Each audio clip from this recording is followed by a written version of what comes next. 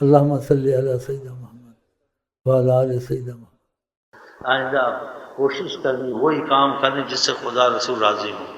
جس کام سے خدا رسول راضی نہیں ہوتے وہ کام نہیں کرنے۔ غلطی سے ہو جائے خدا سے معافی مانگنی، لوگوں کو دیکھ کر نہیں چلنا، اپنا مفاد نہیں دیکھنا ہے۔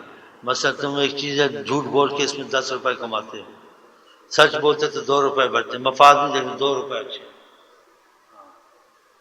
حکومت کی فیکٹریاں لیتے ہیں پھر بند کر دیتے ہیں، کہتے ہیں نقصان ہو گیا، پھر کروڑ پتی بنتے ہیں خبیث، بڑے بڑے چکر کرتے ہیں، ایسا نہیں کرنا۔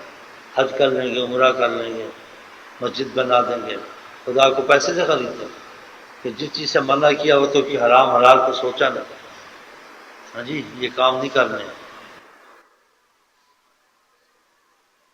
تو خدا تمہارے دل کو غنی کر دے گا، پھر خدا رحمت والا گھر دے گا، رحمت والے پیسے دے گا، رحمت والی موت دے گا، رحمت والی اولاد دے گا۔ جو یہ کام گڑبڑ کر دیتے ہیں نا، وقتی فائدہ زیادہ دیتے، جھوٹ بول کے، دھوکہ دے کے، ہاں جی، سود کا پیسہ، جائز ناجائز پیسہ، ہاں جی، ادھر ادھر سے مار کوٹ کے، ہاں جی، پھر کہتے کوئی حج کر لیں گے، ادھر ادھر خرچ کر لیں گے، مسجد بنا دیں گے، یہ سب بیکار بات ہے۔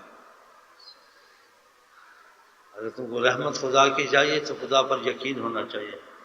خدا پھر اس کے مال میں بھی عذاب نہیں ڈالتا، اس کی اولاد میں بھی عذاب نہیں ڈالتا۔ ان کو مرضیں لگتی، شفا جلدی ہوتی، لوگوں کو مردوں میں شفا بھی جلدی نہیں ہوتی، اور آخرت کا عذاب اوپر ہوتا ہے۔ شک والا پیسہ نہیں کھانا چاہیے۔ آج بڑی اسی بات سے بارشوں میں فلڈ، یہ مصیبت، یہ عذاب، یہ کھانا جنگی عذاب ہے خدا کی، اسی بات سے آتا ہے۔ یہ سب رستہ یہی خراب ہے، اس سے تو وہ جاتے ہی نہیں ہے نا، وہ تو ظاہری کو دیکھتے ہیں۔ ہم کو آقا جی نے یہ چیزیں بتائی ہیں کہ اعمال کے حساب سے تمہارے حالات بدلے جائیں گے۔ اعمال اچھے ہوں گے، دنیا اچھی، آخرت اچھی، ہر چیز میں رہنا۔ تو ہم نے خدا رسول کا معاملہ دیکھ کے چلنا ہے، تو اللہ رحمت کرتا ہے تو سارے کام بنتے ہیں۔ تو پھر آئندہ یہی کوشش کریں، جس چیز سے خدا سے راضی وہ کام کریں، جس سے ناراض ہے وہ چھوڑ دیں۔